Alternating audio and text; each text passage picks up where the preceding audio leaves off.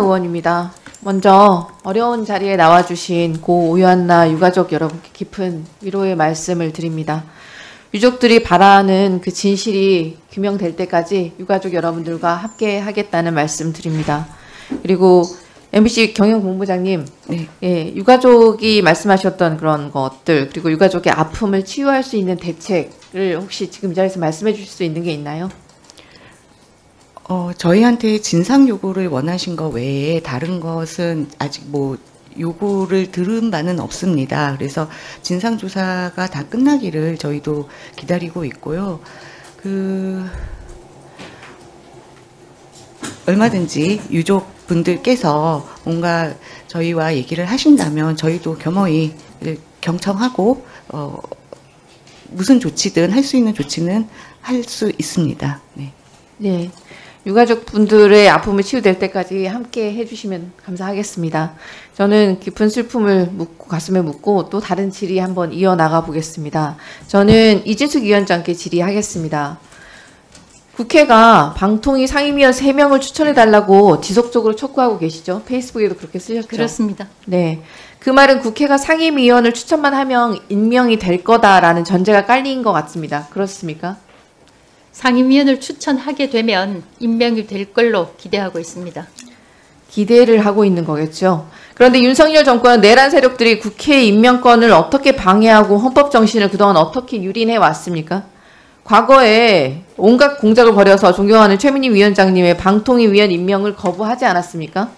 헌법재판관은 또 어떻게 했습니까? 헌법재판소에서 명백한 위헌임을 8대 0으로 판결했음에도 마은혁 헌법재판관 임명을 수개월간 또다시 거부하지 않았습니까? 게다가 내란 피의자 이완규를 민주적 정당성도 없는 한덕수 권한대행이 또 지명을 했어요. 또다시 헌법재판소가 9대 0으로 중지시켰습니다. 이진숙 위원장, 국회 목계 임명권을 대통령이나 권한대행이 거부하면 이는 명백한 위헌이라고 헌법재판소가 판결을 내렸습니다.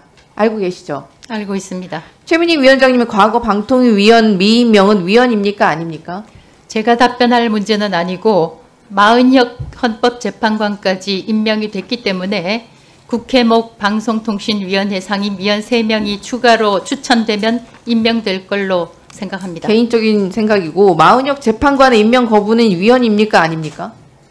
제가 답변할 문제는 아니라고 생각합니다. 결과적으로 마은혁 재판관 임명을 질질 끌면서 윤석열의 파면을 지연시키려고 했던 행태였습니다. 맞죠? 제가 답변할 문제는 아니라고 생각합니다. 아니, 이렇게 당연한 상식조차 제대로 답변을 못하면서 무슨 상임위원을 추천해달라고 하십니까? 국회목 상임위원을 추천하면 임명될 거라고 생각합니다. 한덕수 권한대행이 뭉개기만 하면 끝이 아닙니까? 법이 그렇게 우스워 보입니까? 한덕수 권한대행은 내란 피의자 이완규를 헌법재판소에 앉히려고 하더니 이진숙 위원장도 내란 속에 윤석열이 만든 이 국가적인 위기 상황에서 사랑하는 후배 신동호 씨를 EBS 사장 자리에 밀어넣느라고 수고가 정말 많으세요. 멋쟁이 바보 챙기기에 이어서 그야말로 명백한 알박기 인사의 교과서를 보여주고 계십니다. 근데 지금 임무영 씨, 신동호 씨 어떻게 됐습니까? 법원이 모두 임명 효력을 정지시켰습니다. 법원이 2인 체제 의결에 대해서 절차상 하자가 있다고 분명하게 지적한 거 아닙니까? 이번이 처음도 아니고 무리하게 인사를 강행하는 이유가 도대체 무엇입니까?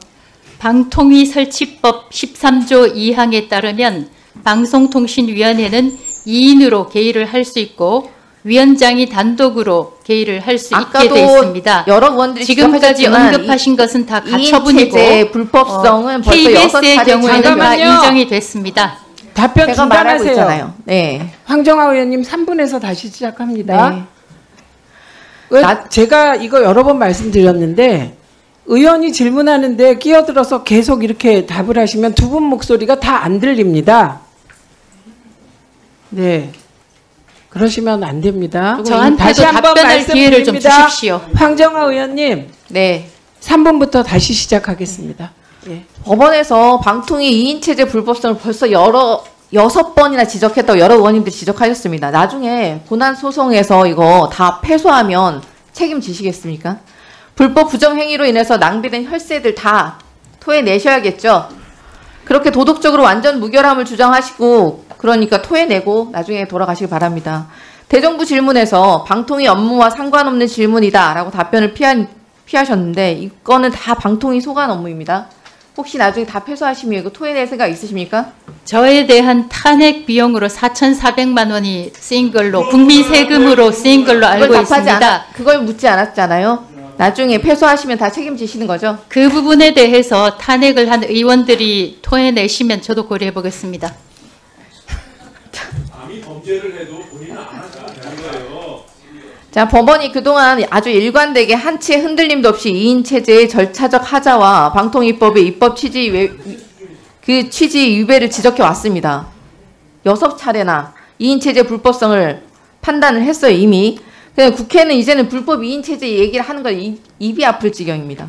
그런데 법원과 국회 이런 경고에도 불구하고 이진숙 위원장은 여전히 자기 망상에 빠져서 아집을 부리고 있습니다.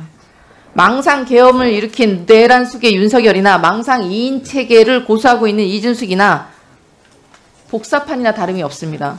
이진숙 위원장이 이런 막가파식 행정에 방통위도 방송사도 불필요한 소송 비용만 줄줄이 세고 있는 것, 그런 실정입니다. 제가 예결위를 해서 이 예산 정말 아깝습니다.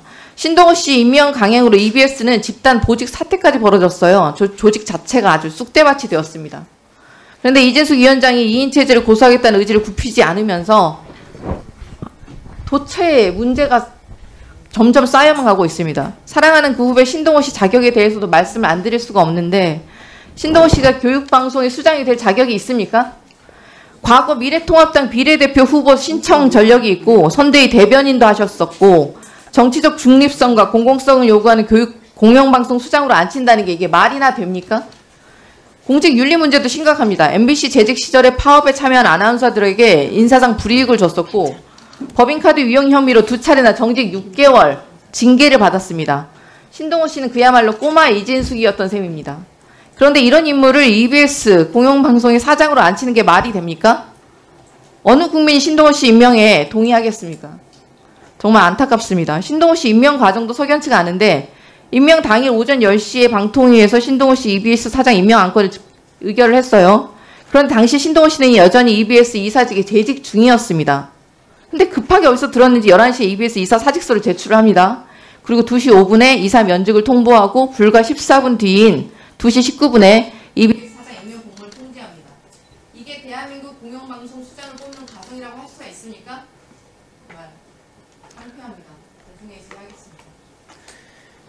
제가 이 질문에 대하여 빨리 넘어가려고 하는 건 우리가 오전에 집중해야 될 우리의 주제가 있기 때문입니다.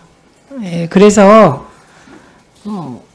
길게 질의응답을 끌지 않으려고 합니다. 그래서 오늘 오전에 우리가 MBC와 고 요한나님의 억울함을 푸는 진상을 규명하기 위한 현안 질의에 집중해 주시기를 다시 한번 부탁드립니다. 최수진 위원님 질의하세요. 국민의힘